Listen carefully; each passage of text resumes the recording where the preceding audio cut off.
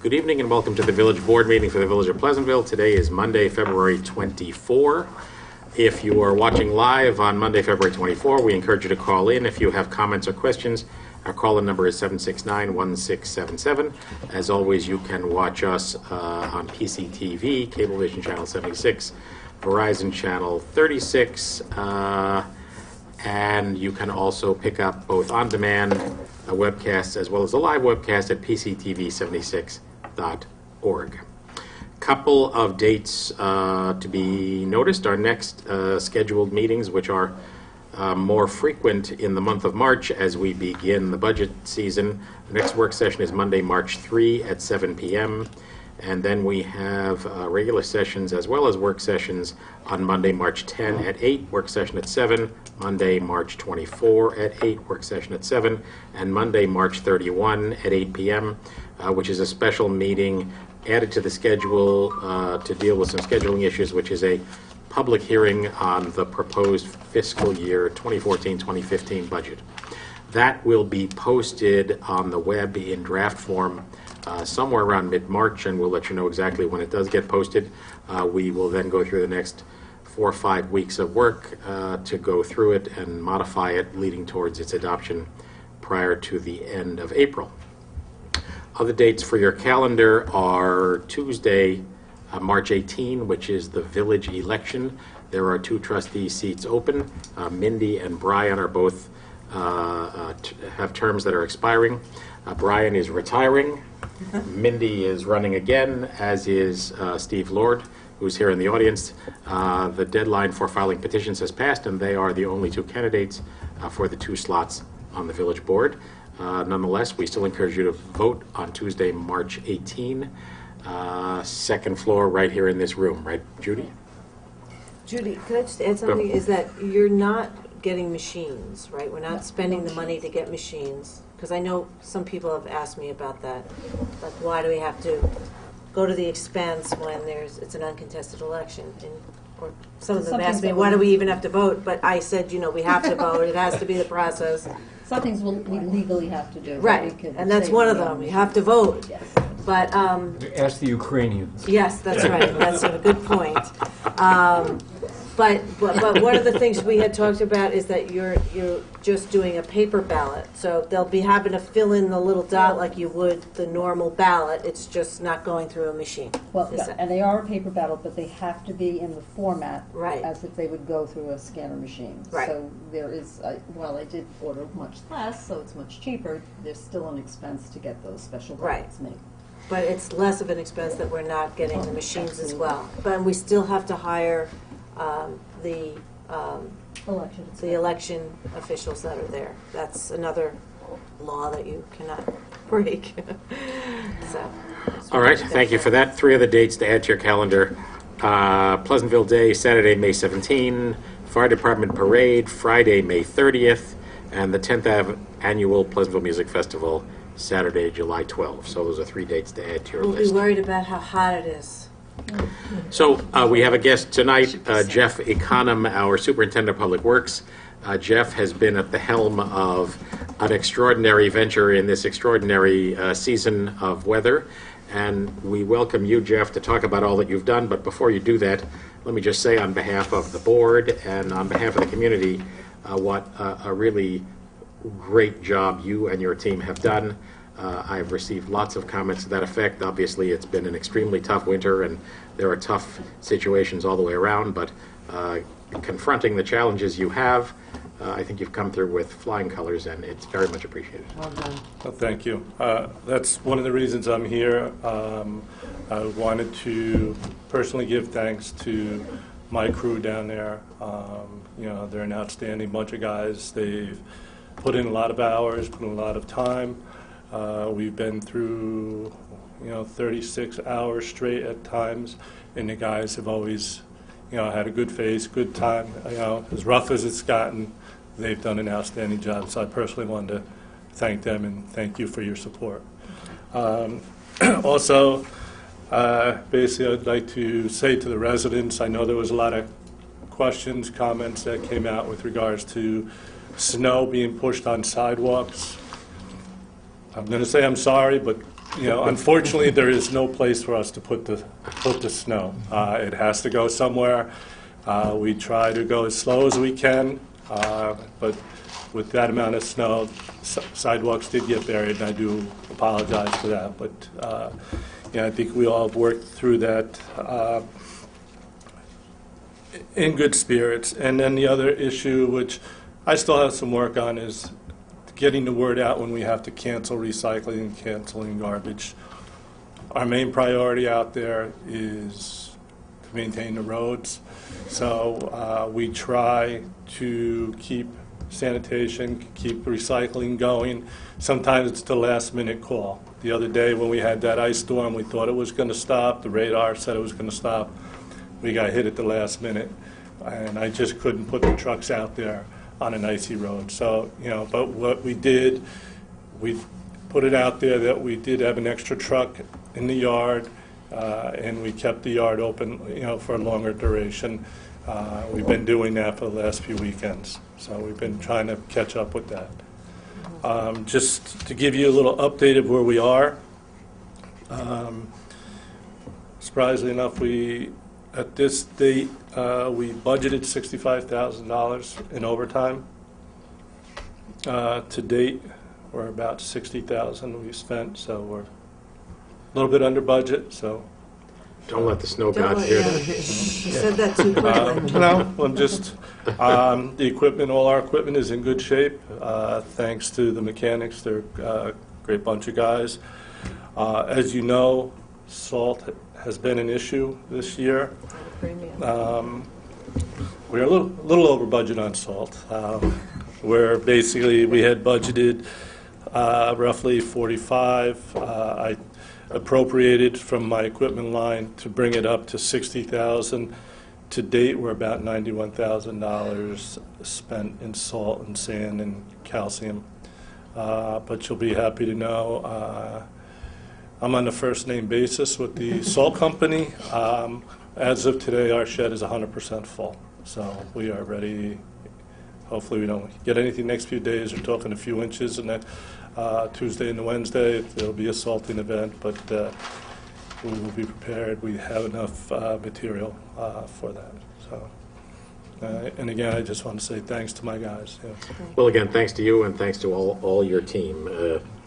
In the end, it was obvious that it was going to have a budget impact. It's not as bad as we feared, at least thus far. It, however, is still February 24, so crossed fingers. I had one question for you too, though, Jeff. Isn't it? I know we don't have a lot of private plows in the village, but we do have some for the condos and townhouses and things like that.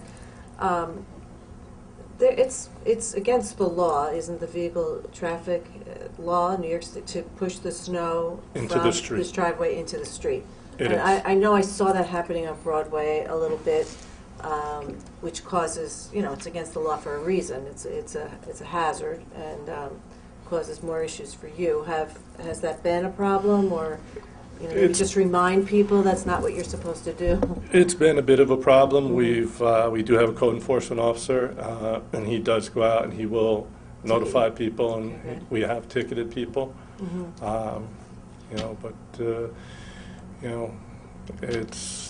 It is a bit of a problem. We've actually had some people do it right in front of our plows. Right. It's a dangerous situation. Yeah. So Okay.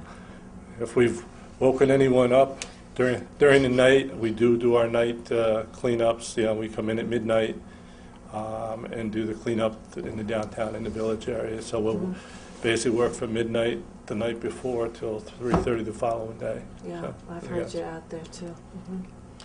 Jeff, you were talking about notification when you need to perhaps cancel recycling. The website has a capability where we could add DPW to a checklist. So, like, for example, people who get emails about rec, would that be something you'd like us to look into? You could send a quick note out to saying recycling We- canceled, pick up on Saturday. We try to do that, and CSC's been helping with that also. They've been done putting a out- great job. I've they've- gotten all their emails. We've been in contact with them, and they've put out notices for us Yeah, they did a also. good job. But I think if we put it on ours as well, people can sign up. Okay. Even on Is the that banner. is in that the an front appropriate page. use of code red? That's not code red. No, I know it's not. I'm just saying, could you use code red? Yeah, I don't think we want to use code red any for that kind of kind of- announcement, but Okay. most people don't want to receive it for the administrative Got things. it. They just really want it for Yeah. heightened risks Got or it. circumstances. Okay. Just in perspective, last year, we spent about $127,000 in our snow removal budget, and currently, we're about 161. So, So last it- year was a mild winter too, so. That's all salt, that's the salt overrun right there. Well, it's overtime too, isn't it? Well, I mean, That's the entire That's- effort. if you Overtime subtract the is $5,000 savings from the Good job, overtime and really add well on to the done. salt over expenditure on salt, you come up with just about that differential right now. Which is not bad, because if you don't use the salt, we've got a Save it for next year. full shit for next year. Correct. So, Correct. Yeah. So that's good. so let's keep our fingers crossed. No problem. Thank you, sir, much appreciated. Thanks a lot, Appreciate Jeff. it. Thank you. Great job, Jeff. Thank you. So it's a good opportunity to remind you again, something we've mentioned a few times.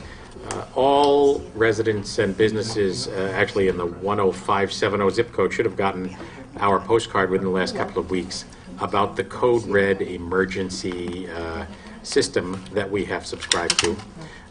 It encourages all of you to sign up on the web for the Code Red system. It's a system that allows us to reach you in an emergency situation. You can identify how you want to be reached, whether it's your landline, your cell phone, email, text messages, etc. Great way for us to keep in touch with you in an extreme situation. We certainly learned the lesson during Sandy that it was hard to reach people who were out of power or had left their homes to live with friends in the absence of power. So go to our website, pleasantville-ny.gov. On the bottom left hand of the home page is a Code Red logo. Click on that and follow the directions to sign up. If you don't have internet access, you can call the Village Hall and sign up via phone. While I'm at it, as Colleen mentioned, in reference to DPW notices, just above the Code Red link on our website, again, the left-hand column is subscribe to news. That's garden variety news, not emergency news. You can click into that, sign up, choose to get agendas for the village board, for planning, for zoning, for architectural review board, general notices about DPW, reminders about taxes, etc. A great way for us to keep in touch with you, and you can opt in or out of each category. So please subscribe to both of those things. Subscribe to news on the website for general purposes, and subscribe to Code Red for emergencies. Anything else? Anybody have announcements to make? Let me make a brief pitch on behalf of the high school play this year, South Pacific, which is opening in 2 weeks. Web tickets are available now at phsplay.org. Always a great event and a community event that involves all kinds of people. So please support it. A good night at the high school theater. So the major item on our agenda tonight is resolution number 31, which is a resolution of approval of the petition for Toll Brothers proposal for a residential development on the former Baker property site on Washington Avenue. So we are in receipt of a letter dated February 14, 2014 from the Foxwood Condominium regarding their further commentary. As you may recall from the previous meeting, we had an extended discussion with folks from Foxwood and have had many conversations offline as well. So we're in the oral communications phase. If anyone wants to comment on the proposed resolution number 31, which is the Toll Brothers zoning petition, I encourage you to do so now. No takers on that front. Any comments of any other sort? New business, etc.? All right, with that, let's go to the resolutions. Colleen, number 31. Approving the petition by Toll Brothers, Inc. to, 1, amend Article 5 of the Village of Pleasantville zoning code to modify the Plan Unit Development PUD regulations by permitting parcels located in the village's campus office CO district consisting of 15 acres or more to qualify for PUD designation, and 2, map an approximately 18-acre portion of the premises currently designated as Section 99.14, Block 1, Lot 79 on the Village of Pleasantville Tax Assessment Map as being located within the PUD district pursuant to Section 185-27 of the Village Zoning Code. It then goes on to basically track the last several months all the various meetings as reflected in the record. And pages. Actually, several, but for years. Yeah.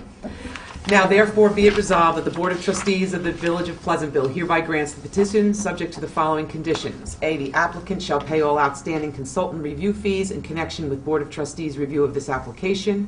And B, site plan approval by the Planning Commission shall be required to implement the provisions of the requested PUD and shall be undertaken in accordance with the procedures set forth in Section 185-50F of the Village Code of the Village of Pleasantville. It is further resolved that the Village Board hereby adopts local law 2014, amending Article 5 of the Village of Pleasantville zoning code as follows. Renumber Section 185-25A4 entitled Common Property to Section 185-24A5 and add a new subsection 4 to Section 185-25A, which reads, notwithstanding any provision in this article to the contrary, PUD designation may also be applied to lands located within a campus office CO district, provided such lands are comprised of at least 15 contiguous acres of property. In such event, the number of dwelling units to be constructed within such PUD shall not exceed 5 units per acre. And also add the following to the end of Section 185-25B5. Unless the Planning Commission determines that in light of design, location, topography, and/or potential landscaping and screening, a height in excess thereof would not, in the exercise of its reasonable discretion, result in a significant adverse impact, provided that the height of any building shall not exceed 35 feet. And add the following to the beginning of Section 185-25B6. The right-of-way and pavement widths and lengths for internal roads serving multifamily dwellings.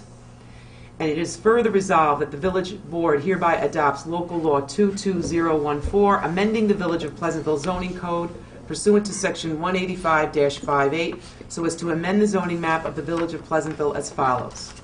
Section 185-5 of the Village of Pleasantville zoning code is amended to change the zoning designation of a certain parcel along Washington Avenue in the Village of Pleasantville by changing the zoning designation of the following parcel from the CO district to the PUD district under Article 5 of the Village Zoning Code as modified above.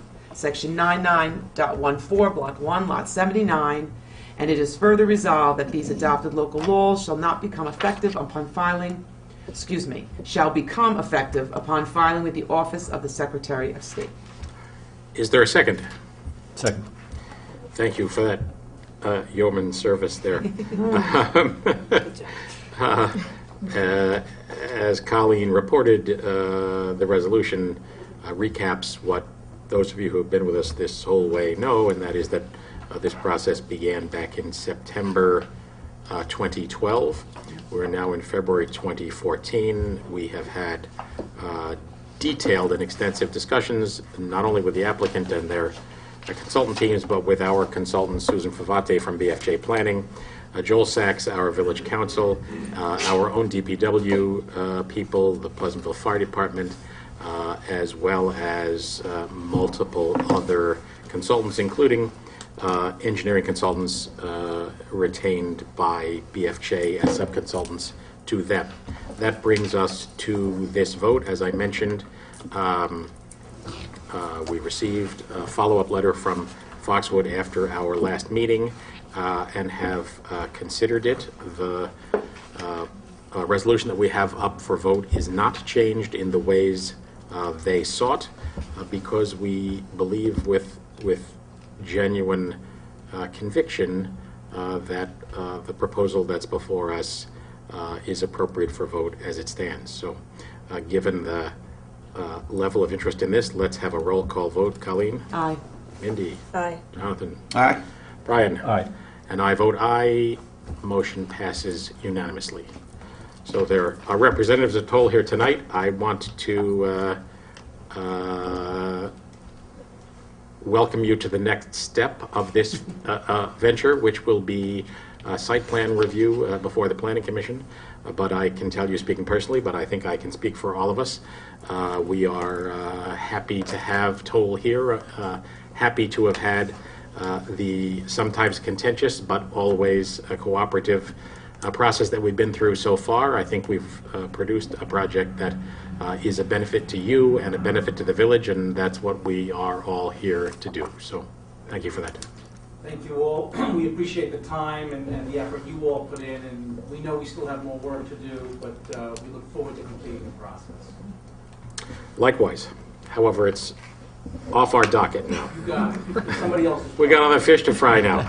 Witness our next resolution.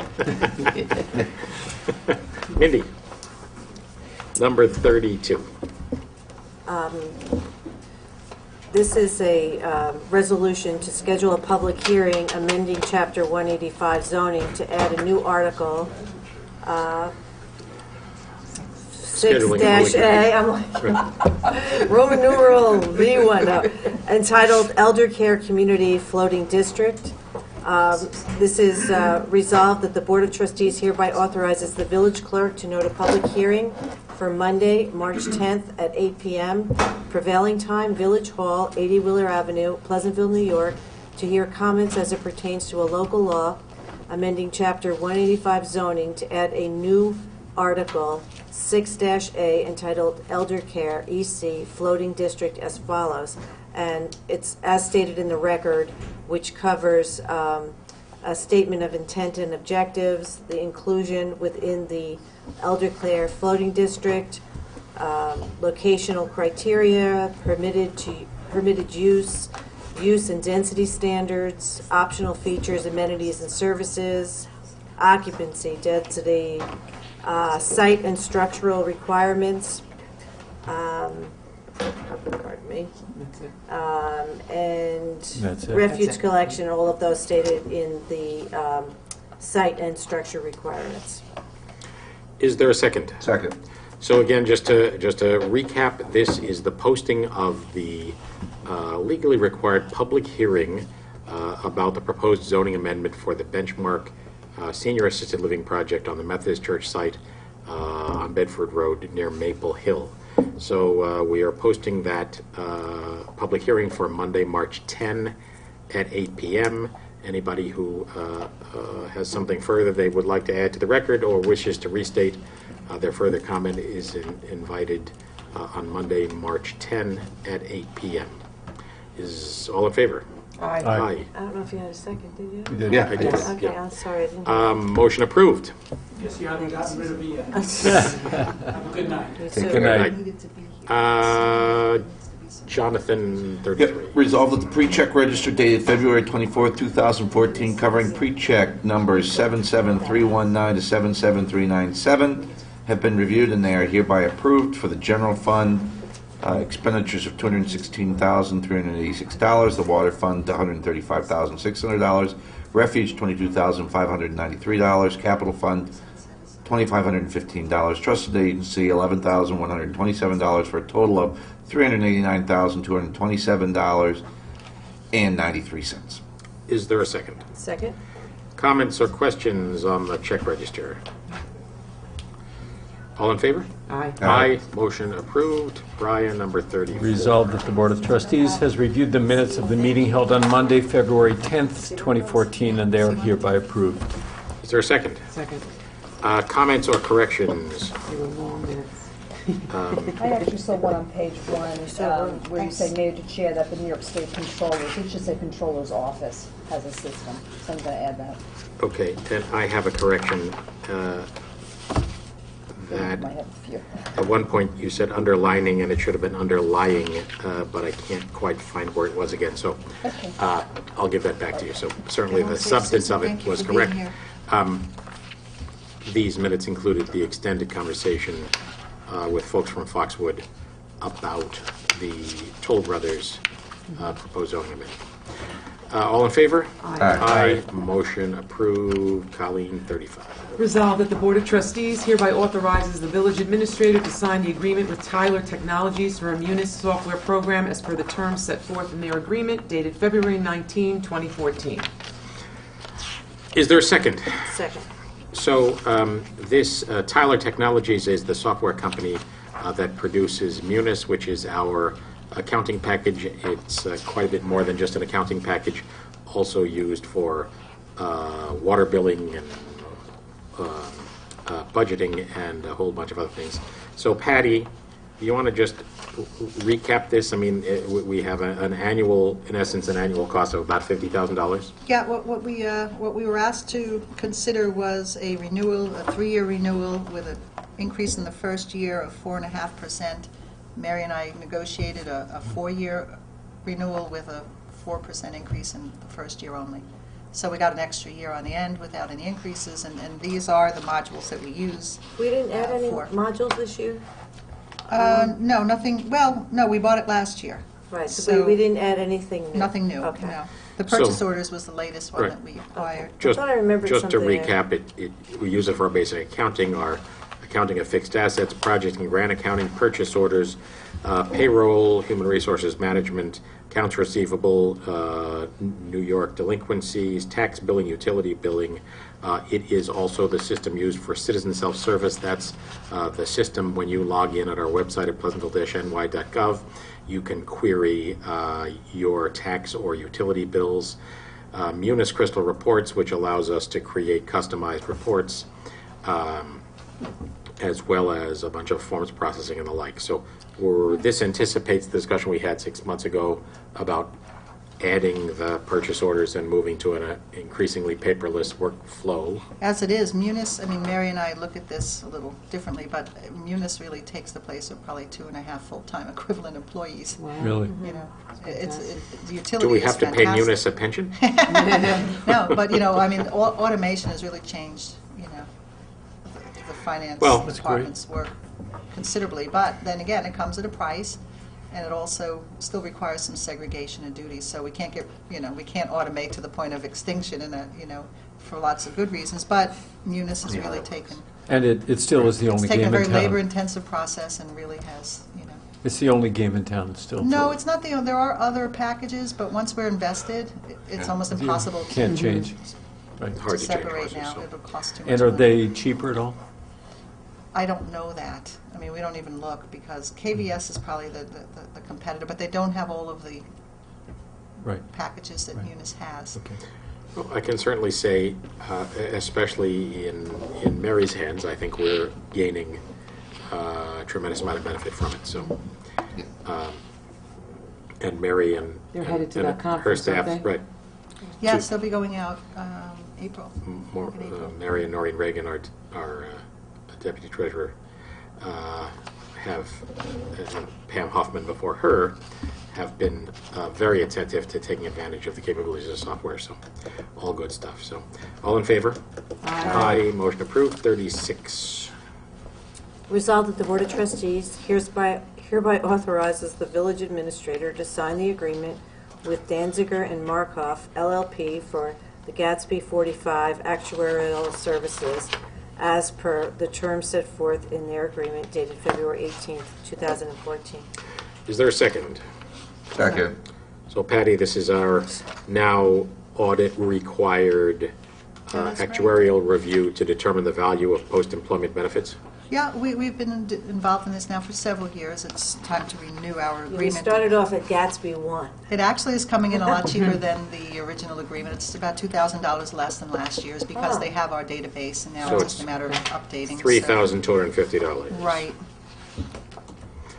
And it's required by law. I mean, Yeah. we're in a very And- complex... and although we Reporting gnash our environment. teeth about some requirements, the idea of assigning a value to promised post-retirement benefits extending into the future is worthwhile and sobering. All in favor? Aye. Aye. Motion approved. 37. Jonathan. Resolved that the Board of Trustees hereby authorizes the village administrator to enter into a cooperative purchasing agreement with the town of Mount Pleasant for the purchase of highway materials. Is there a second? Second. This is an annual event. We participate with our friends at the town of Mount Pleasant on cooperative purchasing of bids for asphalt, stone, pipe, winter sand, calcium chloride, magnesium chloride, and block.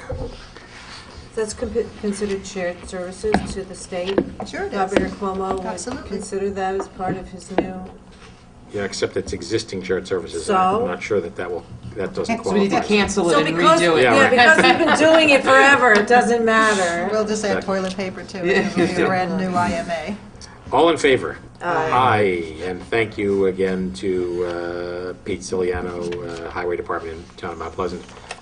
Just FYI, our highway departments, as well as other departments in the village of Pleasantville, have a long-standing and cooperative relationship with their counterparts in Mount Pleasant, and we share resources and equipment on a regular basis. So, number 38, Brian. Resolved that the Board of Trustees hereby appoints Ruth Murden, Pleasantville, New York, as replacement election inspector for the upcoming March 18th, 2014 village election. Is there a second? Second. All in favor? Aye. Aye, motion approved. Colleen, you've got another. Resolved that the Board of Trustees hereby approves the following budget amendments. $864 coming from clerk equipment to building department equipment. $6,000 from taxes on village property to central technology consulting. $1158 from taxes on village property to unallocated insurance. $520 from DPW administration to DPW expenses. $50 from sanitary sewers overtime to sanitary sewer supplies, and $388 from pool swim team outside services to unallocated insurance, totaling $8,980. Also, to increase revenue expense for parking enforcement, $26,800 from parking and parking fines to parking enforcement full-time, and from appropriate general fund balance for Ledge Rock Gardens tax certiorari is an amount to increase by $71,670 for judgments and claims for Ledge Rock Gardens tax certiorari. Is there a second? Second? So some of these are cleanup of over and under budget accounts as we approach the end of the fiscal year. Patty, is it clear that the hiring of an additional full-time parking enforcement officer, which we did a few months ago, which had not been anticipated in the budget, has produced the revenue we anticipated? Yes, actually, at this point in time, it's paid for itself in terms of overhead, and we're generating a considerable amount of activity, from field work. So our budget for parking fines was set at $185,000. We're at $178 right now as of today. Okay. So we're in a good. All right. The goal was not necessarily to cover, Right. but to make sure we have cover. But you can see how much more activity there is out there, and we needed to have a second person. And just an opportunity to say to those who are listening, it is not our goal to fund the cost of government on the backs of parking fines. The problem that we have is that we've tested in over a period of 15 years various different strategies about parking, including a period of time when there were no parking meter charges at all. And we can also report from a careful following of days when, for example, we have an enforcement officer who may be out sick or something like that. It's clear that in a fairly congested and quite busy and vibrant downtown, we need parking enforcement. So we added another parking enforcement officer to replace a retirement a few months ago, having believed at the time of the budget that perhaps we could get along without that. Happy news that the plan worked as hoped. All in favor? Aye. Aye. Motion approved. Then we have an additional resolution tonight, number 40. Resolved that the Board of Trustees, based upon the recommendation of the police chief, hereby approves the appointments of David Tadero as a school crossing guard on an as-needed basis at a salary of $20.62 per hour. Is there a second? Second. All in favor? Aye. Motion approved. That's our last resolution for the evening. Is there any new business? Any further comment from the public? Any call-ins at 769-1677?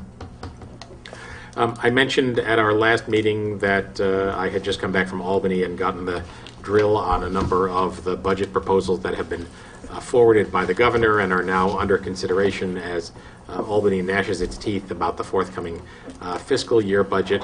There are a number of aspects of it that are believe to be likely to emerge through the process and end up in the budget, as well as a number of things the governor has proposed that are probably going to appear in some form, but maybe not in the form they're currently proposed. So there's quite a bit more to be said about that, particularly as regards the tax cap and a new proposed incentive that the governor has presented for communities that stay within the tax cap in the first year, and then in the second year stay within the tax cap and demonstrate some demonstrable form of consolidation or shared services. It's a long and a little bit complicated story, and one I think we should devote some significant time to at a meeting in the course of our budget process. So I'll leave that to another day. So for the moment, I remind everybody that we have set the public hearing for the proposed zoning change for Benchmark Senior Assisted Living for Monday, March 10 at 8 p.m. and encourage you to appear, call in, or send in your comments if you wish to be part of that record. Is there a motion to adjourn? So moved. Second? All in favor? Aye. Aye. Thank you all. Good night. See you soon. Good night. Good night.